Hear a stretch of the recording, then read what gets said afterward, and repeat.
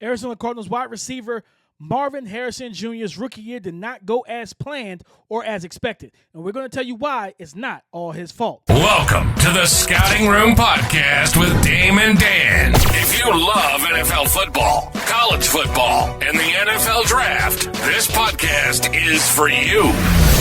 Touchdown! Dame and Dan will provide real analysis featuring analytics and film to back up their takes.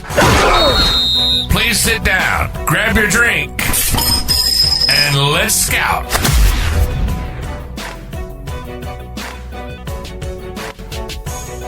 Welcome back to the Scouting Room NFL Podcast with Dame and Dan. I'm Dame, that's Dan, and guys, thank you, as always, for tapping in with us, supporting the podcast, the YouTube channel, supporting the content that we put out, because you guys have questions. We like to bring answers. That's what we do here on the NFL the Scouting Room NFL Podcast. Dan, how are you feeling today, man? Today I'm feeling much better, a little bit lighter.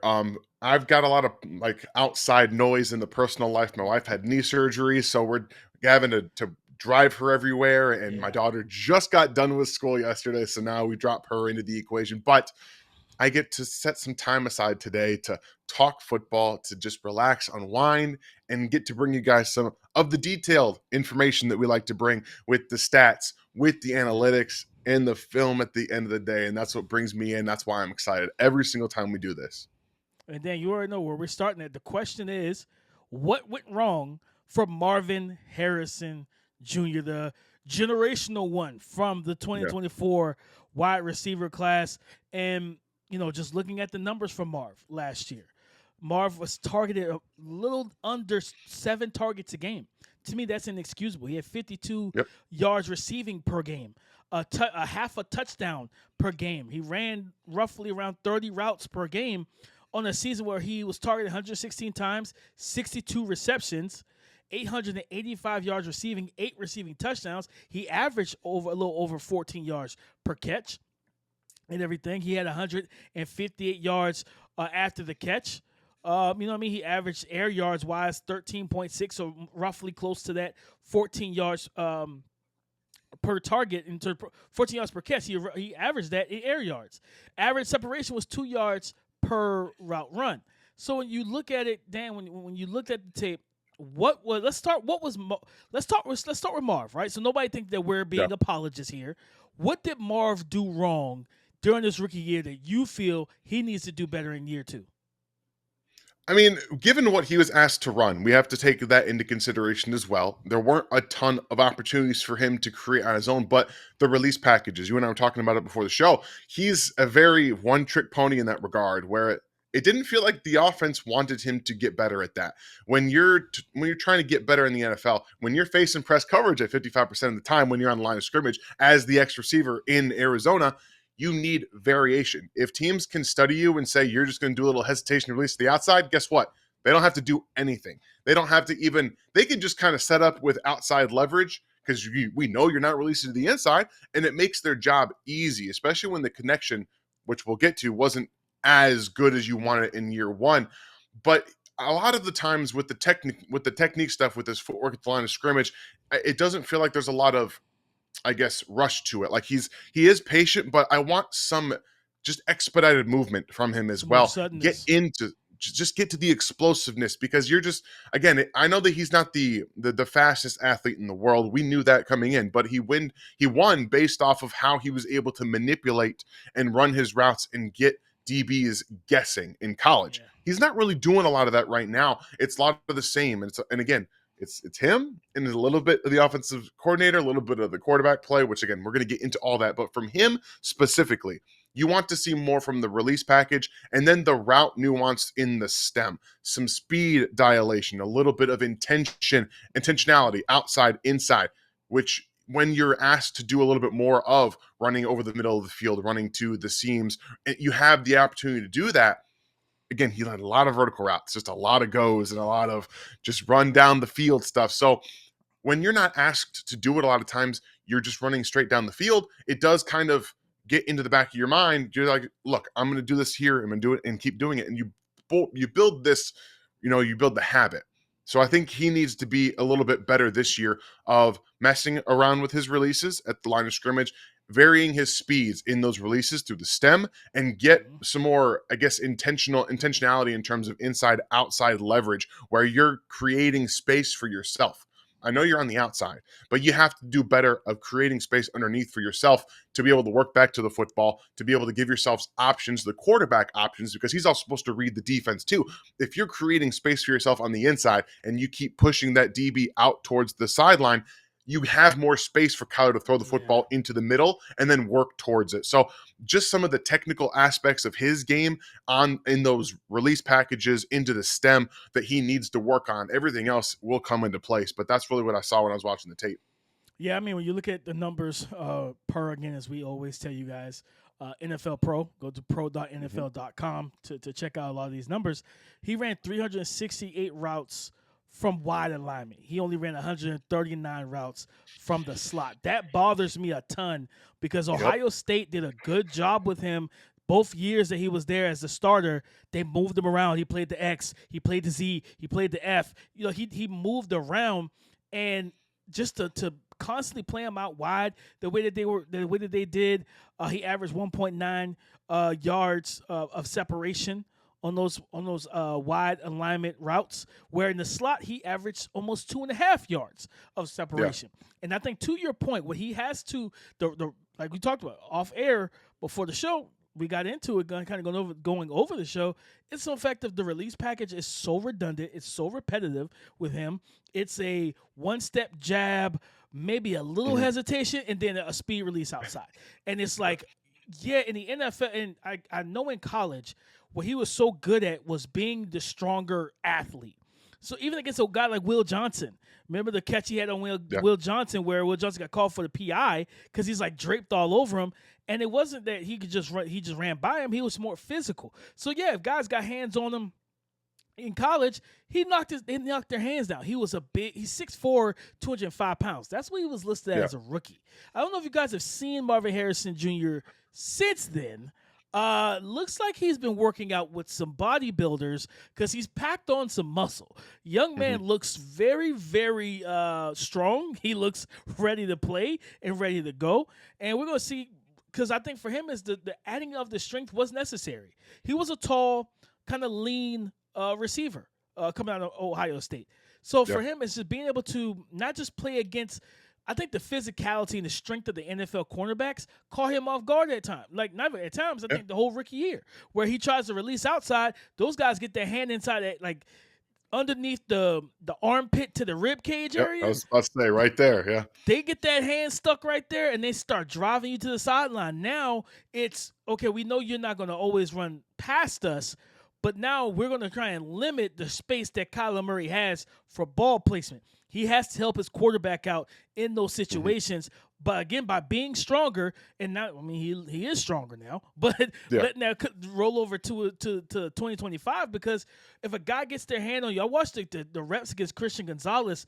Christian Gonzalez is one of the, I mean, even going like this was his second year, one of the best pure man-to-man corners in the league. He plays not just we see guys go from, okay, I'm just outside corner. No, he played in the slot. He played outside. He handled the three. He handled everything, right? Because he's that good.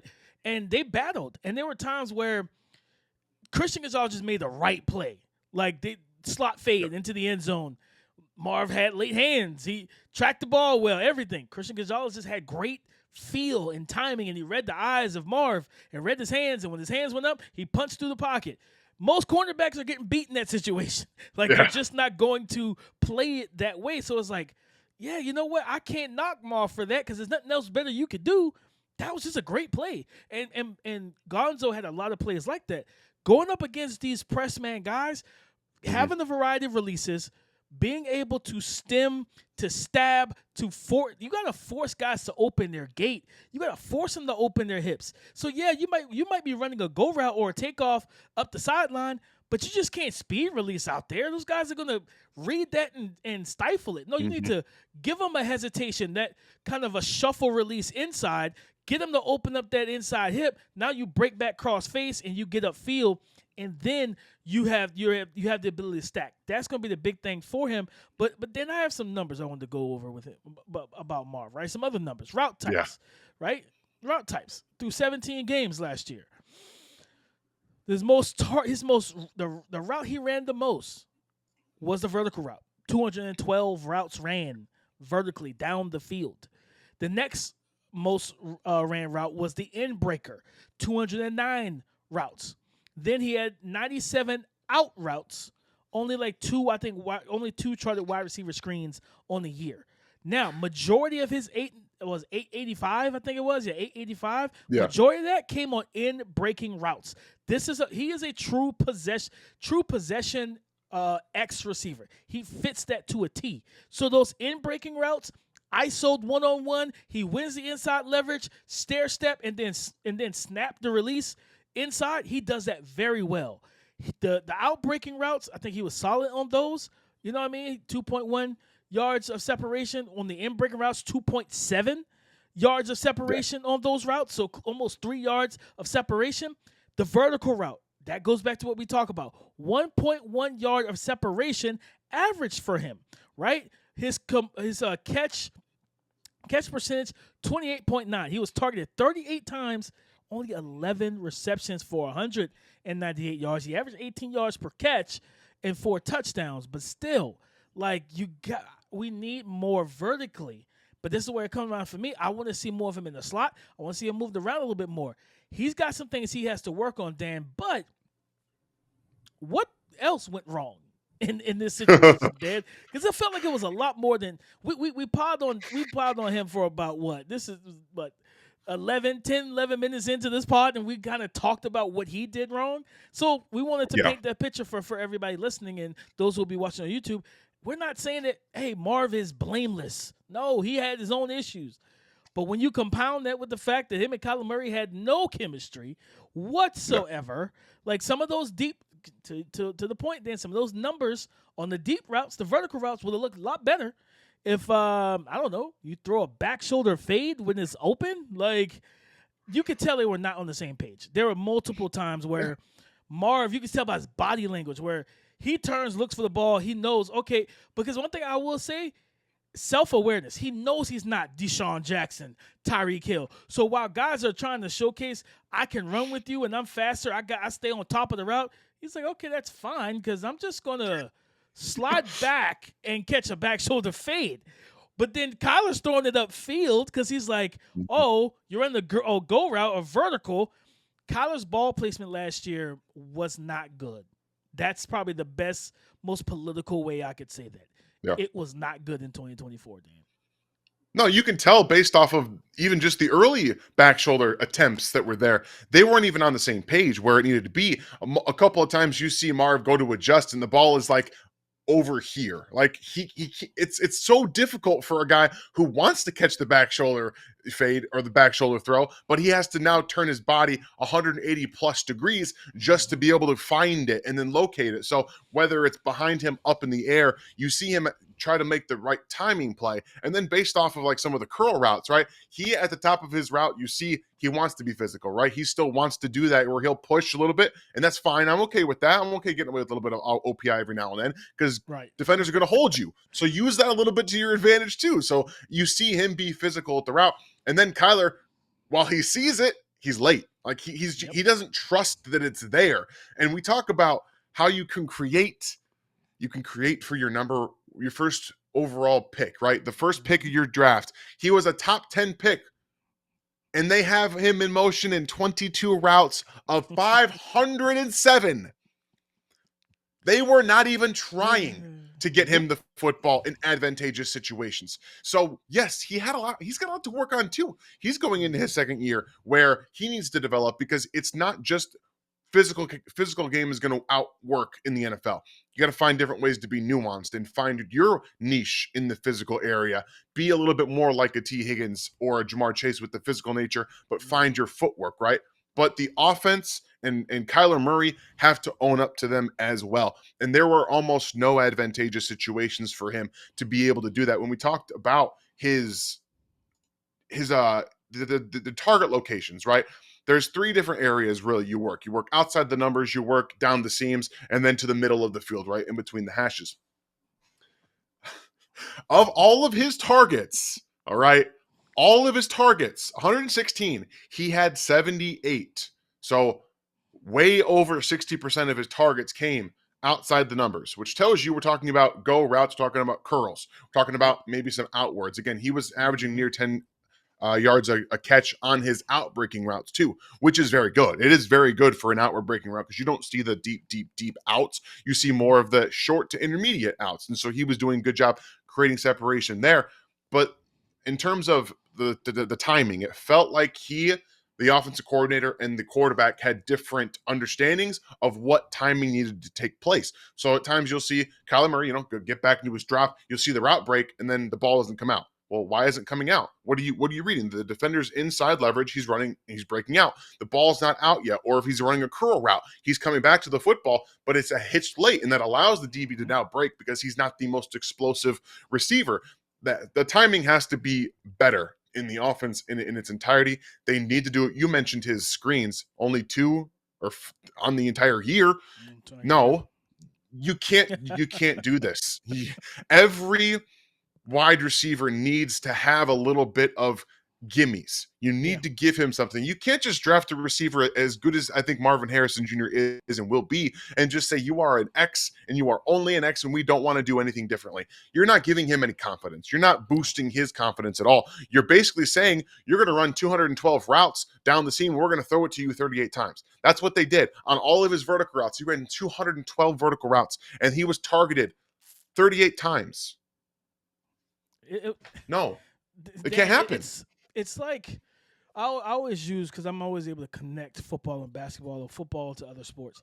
Yeah. It's like in basketball, right? Like you don't come out shooting threes. Like you have to. Like, I mean, granted, if you're Steph Curry, maybe. Sometimes. Like, some guys can, right? Steph is a little different. But, like, most guys, you kind of got to get warmed up, man. Like, the first shot shouldn't be, we get the tip off. We win the tip off. We get that pass. And the first shot you take is a 3. It better be butt naked wide open if you're taking the 3.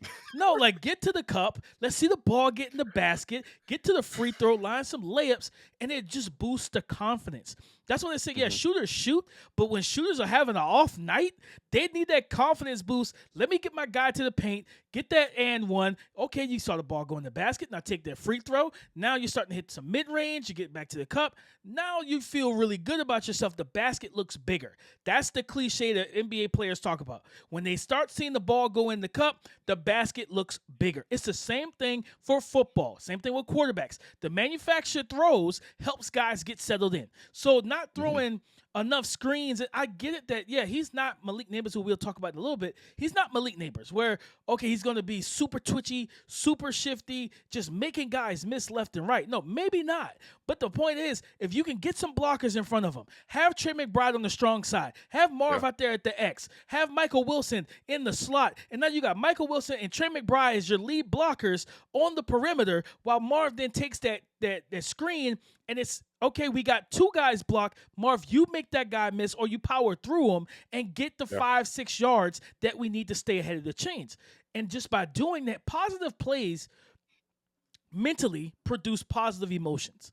Just positive. When we knock out a task, when we're scouting guys and we got that report done, it's like, man, that felt good. I can go to the next one. But when you get behind, you're like, oh man, I'm rushing, and you're off kilter, different things like that. It's the same thing. So getting something positive going early in the games should be the case. And when you look at Kyler Murray and his target alignment, where he's targeting his receivers, his most targeted alignment is in the slot.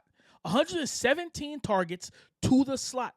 117 completions. I'm sorry. 178 of his attempts were out wide. 117 of his completions. His most completed alignment and target alignment was the slot. So on the outside, he targeted the most out wide. 178 for 404 catches, about 1,333 yards, and about 7.5 yards per attempt. In the slot, he targeted the slot 157 times, 117 receptions. So 13 more receptions in the slot. I don't know. He threw less interceptions when he targeted the slot. He Yeah. threw 2 compared to the 6 out wide. He's had the same number of touchdowns. The catch percentage is vastly up. The completion percentage is vastly up. He completed 58.5% of his wide targets compared to 74.5% of his slot targets. So when I look at it, he's also it seems like everything just better in the slot. For Kyler Murray, on 157 dropbacks or attempts, 157 attempts, he was pressured only 26 times. 16.5% of his dropbacks, he saw pressure. When he was targeting out wide, he was pressured 40 times for a pressure percentage of 22.5%. They have to get – that's why I wanted them to get another speed threat. You know what I mean? Yeah. Because Michael Wilson and Marv are very similar in terms of body types and styles and things of that nature. They're route runners, they're technicians, they're physical receivers, but neither one of them are the explosive, dynamic, take the top off the defense guy. They needed that guy, and I felt like they really didn't add a capable playmaker to do so, especially for a team that wants to run the ball. So when I look at this situation, the times I saw Marv. He got respect from the NFL immediately. Double coverages against the Bills defense. You saw a safety hovering over the top. They're playing 2-man under. You're seeing underneath droppers into the route spots that he's going into. While everybody else is getting one-on-one, they're trying to take Marv away immediately. That's the respect you got as a rookie, Dan. Like, not a 2-3 year vet at having 1,200 yards and you've had a career like Jamar Chase and Justin Jefferson, and you earn that. You walk into your first game and you're seeing double and bracket coverages to keep you from making impactful plays. For one, that's a big confidence boost for me. I'm telling my receiver, hey, they worry about you. Right out the gate, they're worried about you, right? Like, they want the same thing he had at Ohio State. His first year as a starter, you had JSN still there against Notre Dame, and they doubled him. Like, I was like, dang, they doubled him and JSN's on the field? That's a different level of respect. So I think he's going to have to get better himself, but Kyler has to be better, and the OC has to be better, Dan. You talked about the motion stuff. Watching other guys, you see the motion. You see guys get pre-snap motion, get advantageous releases. Remember the conversation we had years ago when Cooper Kupp was still in his prime? I'm like, man, Sean McVay will not let you get hands on Cooper Kupp. He will motion this man off the line of scrimmage into a stack set, into a bunch set, motion him again, and then he gets a free run. And it was just like, it was one of the quickest route runs of the game. So, yeah, the Cardinals' offense was very discombobulated. And I get they want to run the ball. Drew Petzing has to figure it out because this is how you get fired. When you had the talent that you have on this offense, with the quarterback like Kyler Murray, with the talent at wide receiver, you have Trey McBride. Trey McBride had a good year, but it wasn't the Trey McBride year that we anticipated. Like, they have to get back on the same page, both the trio, the weapons, the quarterback, and then the offense as well, Dan. But you talk about being on the same page. Dan, the New York Giants, their season they drafted 3rd overall. They had Daniel Jones, and then they basically got rid of Daniel Jones midway through the season. Got him off the roster and whatnot. But it was the guy that he kept throwing to. And Dan, I never thought I would say this, and you said it too. It was like night and day. Watching Daniel Jones throw the ball to Malik Nabers, and we're sitting there as Malik Nabers is getting more. And keep in mind, I think I said it on the last episode, Dan, keep in mind, guys, it's not about the target share. It's about the quality of target.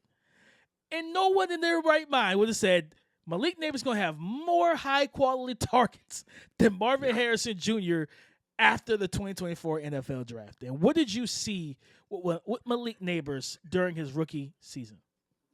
Man, we were talking, and it's like I texted you. I was like, people are gonna say what they want to about Daniel Jones, but he just throws the ball to Malik Nabers, and it doesn't care. It doesn't look hard for him to do that. One, because they want to feed their best player. They wanted to. It didn't feel like the Cardinals wanted to feed their best player and their best wide receiver specifically, and that shows you. I know Trey McBride's there, but Malik Nabers in New York had 170 targets last year, and it was obvious that they were just like, we need to just find ways to get him the football. And we talked about motion. He was in motion on 97 routes last year with 50 targets on those routes. Tells you how much they want to get him the football.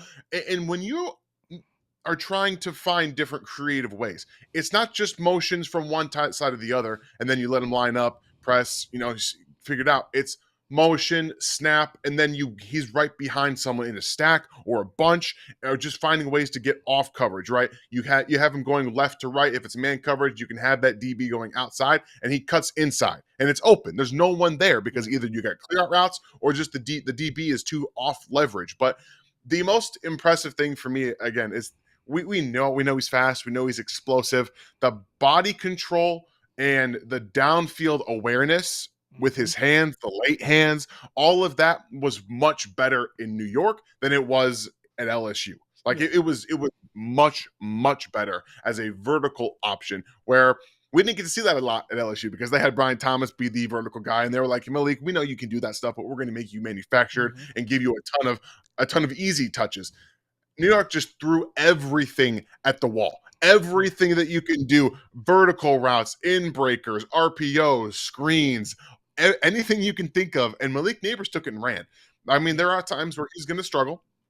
And I think that the biggest difference, much like with Marvin Harrison, was when you could get hands on him at the line of scrimmage and reroute him, it was harder for him to just break through. The difference is that he's got really good balance and explosiveness to make up for some of that, where Marvin Harrison didn't have that. And you saw variation at the line of scrimmage. He's jumpy, he's bouncy, he's got speed variance. He can attack inside, go outside, release outside, and then come up underneath. There was a touchdown he had against the Browns where you see he kind of releases outside but comes up underneath the DB, or I believe it was Emerson, and he comes around him all the way back out to the outside and scores a touchdown because he's just that explosive and he can turn with that acceleration. So it's insane to see what he's able to do. And the reason we're like talking about him in this light as compared to Marvin Harrison is because it was more fun to watch his tape. He was asked to do a lot more. And even though it was Daniel Jones, Drew Lock, and Tommy DeVito throwing him the football, they were just like, feed the man. And that's more fun to watch, even with some of the things that he's going to have to correct in an offense structured a little bit differently. We know it's not going to be all that different because they didn't add a ton of other weapons. It's still going to be him, the focal point. You still have Brian Daboll there. And now we're just going to have a little bit of different quarterback situation. We'll see how that works out. But it didn't matter with Daniel Jones, Drew Lock, and Tommy DeVito. So it's not going to change a whole lot this year with the quality of targets. So when we get to watch Malik Nabers in motion and actually be asked to do a lot more, and he succeeded in doing that in all different levels of the field. So it was just, again, I go back to it being a lot more fun, and that's part of watching tape, right? It's frustrating watching somebody who is asked to not do a whole lot and doesn't get much freedom in their routes. The one thing that that just kept picking at me with Malik Nabers, he plays on his own time. He does not play within the time of the offense, and you can see the quarterback has to wait when it's going to him. You see them hold the football, and they have to wait for him. So sometimes, Daniel Jones is getting hit because he's waiting for Malik Nabers to do his thing. And at times it's quick and his release is off and it's on point and it's good. Other times he's like messing around. He's messing around and he's taking a little bit too long, which I understand because, he wants to create that separation. He wants to create that hesitation from the DB, but at times you're going to be thrown off. And timing, if you're going to allow DBs to get hands on you with that hesitation, you're going to force your quarterback into situations where if he's trying to get the ball to you because it is designed to you, he's going to get hit, he's going to get pressured, he's going to have to make different things happen. So that is one of the big things for me. But overall, I was really, really impressed with his vertical ability, and not just the speed. It was the hands, the late hands, the body control, and making some impressively tough catches against a lot of tighter coverage downfield too. Yeah, the twitch, the explosiveness, the ability to take a quick hitch and immediately become a runner, like turn and pivot upfield, and leaving that DB that's converging downhill from a upfield position, like a guy that's playing cover 3 and he runs a hitch underneath. That DB can be trying to trigger downhill, and you'll see Malik Nabers just turn and leave a guy in the dust, right? And he's really good. We talked about like just the ability in terms of the route types and different things like that. He had 13 targets on just wide receiver screens alone. 11 receptions, 75 yards receiving, and he even scored a touchdown off of it, right? Like the vertical shots. He caught 16 of his 44 targets for 361 yards, second most productive route. His most productive route was the end breaker. 37 receptions on 57 targets, 410 yards receiving, 2 receiving touchdowns. Now, the thing that I do, and I think to your point, when you can get hands-on, you can limit the separation. Per NFL Pro, tight window throws, mean less than 1 yard or so of separation, he had 34 routes and 34 targets where he did not create more than a yard. He created less than a yard of separation. And on those targets, 11 receptions on 34 targets, 170 yards receiving, 0 receiving touchdowns. And most of them were deep shots too. Like when he was targeted into tight windows, he averaged 15.5 yards per catch and 17 air yards per target. Its average separation on those routes, 0.7. But when he was open, 4.8 yards of separation on he was open when they consider open 3 yards or more. 67 targets, 53 receptions, 564 yards receiving, 5 receiving touchdowns. His yards per reception actually came down to closer to 10.5 or right above 10.5. Like, this is a guy that can do a lot of different things, but one thing that was true, Brian Daboll came into the situation. And I think for those who don't know, there was a lot of rumbling, and I talked to somebody at LSU that coming in, and we saw it on the Hard Knock series, where they asked him about not getting the ball and different things like that. He was like, he don't handle it well. He doesn't like it. Yeah. So what I was told was that, he had a little bit of not so much of a diva, but he had a very big preference of being the number one option. And that was still in the offense with Brian Thomas Jr. So that's why you would see him at LSU get the ball a lot. Brian Daboll came into this situation and said, I'm going to make sure my top receiver, the guy I drafted, top 5, I'm going to make sure you get the ball. Yeah. Like, I'm going to get you the ball. And I'm going to get you the ball in a variety of ways where I look at Drew Petzing, and it's like different ball game. It was a different situation looking at Marv, where it was like, maybe we get you the ball. I'm not too sure yet. Like, we might, but we'll see. And it's like, the passing game had very little rhythm to it to me. And even with Marv, right? You look at Marv, when he's 3 yards, when he's open by 3 yards or more, 21 of 26, 327 in terms of receiving yards, 15.5 yards per reception last year. He averaged 4.7 yards per route. So, like, when he's open, he's open. And it's just like, man, I want to see them do a better job getting him the ball. And not only that, but I'm going to go to, I think it's the target location. You're telling me only 6 targets between the hashes? Yeah. What are we doing? Come on, Drew Petzing. There's no Drew Petzing. There's no reason for that. He needs to be targeted between the hashes more. He's 6'4". Now he's probably 215 now. Like, he's 6'4", so you better give it to him between the hashes. He definitely can handle the physicality with those linebackers and safeties. But with the motion stuff, if you motion him around, as we saw with Nabers, it gives him free releases. It gives him, like, the DBs off. The DB can't be super comfortable or really comfortable at all because of the fact that I can't just play flat-footed at the line of scrimmage and disrupt what you have going on. Now I get you with the free release, and you get 2 steps to generate force towards me, and I got to react now. Now I'm in a reactive situation where at the line of scrimmage in a static alignment and you're on the line, I can be physical there. So between the 2 receivers, we saw, again, Marv had 885 yards receiving. Malik Nabers had 1,204 yards receiving, and he also didn't play a full 17 games because I think he missed 2 games, or he missed about 4 games, or he missed 2 games, 2 full games, I believe, because of the fact that he had concussions, because Danny Jones threw him into some rough target windows. But he averaged almost 3 yards of separation per route. Like, per target. When he was targeted, almost 3 yards of separation. He's good. The Giants are going to continue to get him the football, and I think that Drew Petzing and Jonathan Gannon, the head coach and the OC for the Arizona Cardinals, to look at what they did. Yeah, you can't copy that like frame for frame right? Like you can't copy the recipe because sometimes when you look at the two receivers, you don't have all of the ingredients. What Malik has athletically, Marv doesn't have. But you got to figure out how can we get our big body guy the ball to let him cook and let him do things that he does well. Brian Daboll said, I know what you do well.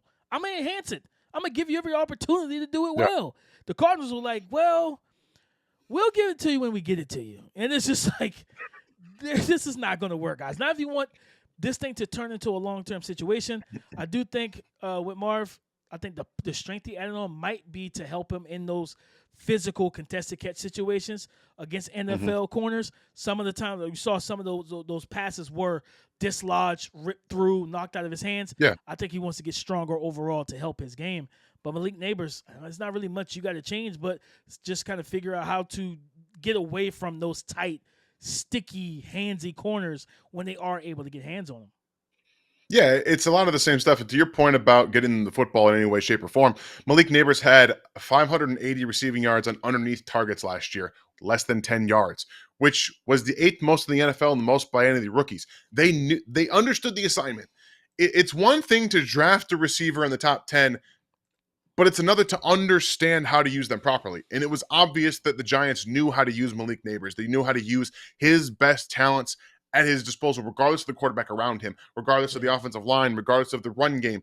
They understood what to do with Malik Nabers, and that's what you need. And the fact that he was as good of a vertical player last year in some of those contested catch situations, in some of the times where he had to be, get his feet in bounds at the sideline, adjusting to the football, it kind of adds on to it, right? He's already confident. He's getting a lot of the targets. So he's like, yeah, I can go make any play I want to because my offense believes in me, even though he may demand some of those targets, which again is up for debate on whether you like that or not. I like it a little bit.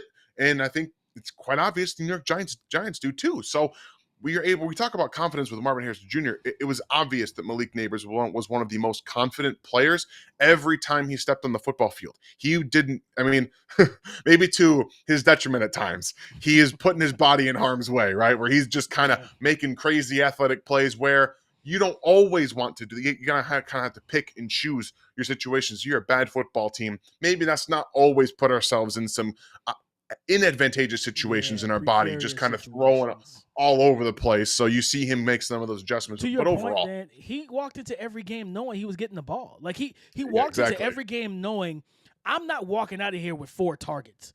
That's not about to happen. I'm getting 6, 7, sometimes 10, 12. I'm getting the football. And to your point, you brought up the air yards as we get ready to close this thing out.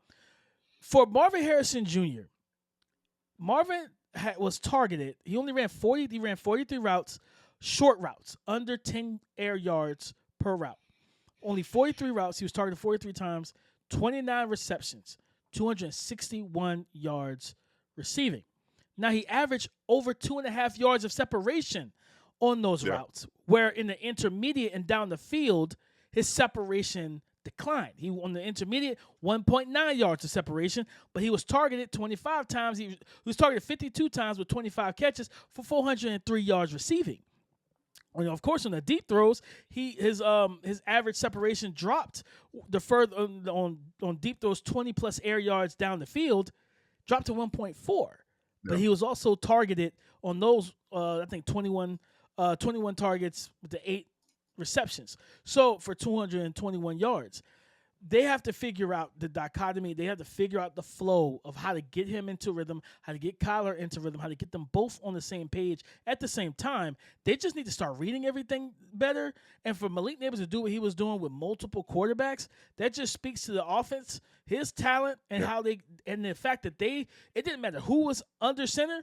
The goal was your first read is the rookie. You get it to Malik, get it to Leak, and let him make plays. To me, it needs to be the same thing for Arizona. I know you have Trey McBride, love Trey McBride, but I'd rather because if I can get Marvin going, and now I got a safety sitting, waiting for him with his corner, that's 2 guys committed to just him. That lets Greg Dortch get one-on-one, that lets Trey McBride get one-on-one, and then Like because there was again to the numbers of the downfield throws, corner routes, stuff like that. Then I'm watching these routes and Kyler's underthrowing them. He threw some interceptions on those throws. Whereas like Marvin's open and then he underthrows it. Marv's stopping, and I just think like the confidence of where in college he goes up and he attacks it. He's waiting on the ball. He's waiting because he's trying to read and see where the location, because Kyler's location was just piss poor last year. So it's a lot of things that has to change. But between these two high-profile wide receivers, it's just tailored to receivers, man. It's like Dr. Jekyll, Mr. Hyde in the situation. One guy was super productive, got a lot of help from his team, a lot of confidence from his coaches. It didn't matter who was the quarterback. He still got the ball, while the other guy had a good quarterback, but the quarterback played poorly. The plays were designed poorly, the route concepts, and then he had his own issues that he has to work on heading into 2025. But, guys, thank you, as always, for tapping in with us here on the Scouting Room NFL podcast with Dame and Dan. I'm Dame, and that's Dan. And, guys, next week we're going to talk about Roma Dunze, too, man. Roma Dunze. We had one of our Niners, one of our subscribers on YouTube said, can we get some Niner content? And Dan said, we're going to get into Ricky Pearsall. So we'll talk about Ricky Pearsall as well, because I believe he's finished the season strong after coming back from the horrible shooting incident and things like that could have taken his life no less than his rookie year. And does he have some promise heading into to 2025? We'll talk about all that on the next episode of the Scouting Room NFL podcast with Dame and Dan. I'm Dame, and that's Dan.